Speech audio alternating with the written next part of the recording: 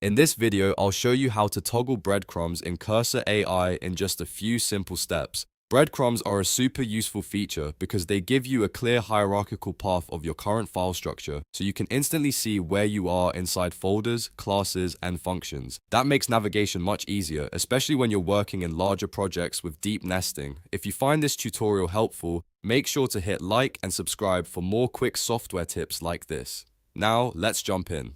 First, open the Cursor AI application on your computer. Once Cursor is open, look at the top menu bar. You're going to go to View, then hover over Appearance, and then find Toggle Breadcrumbs. This option controls whether breadcrumbs are shown or hidden in the editor. Click on Toggle Breadcrumbs once to turn them on. As soon as you do that, you should see the breadcrumb path appear in the editor, showing you the structure of the file you're currently working in. This can help you move around more efficiently and understand your code layout at a glance. If you want to hide them later, just repeat the same process. Go back to View, then Appearance, and click Toggle Breadcrumbs again. That will switch them off instantly. It's really that easy.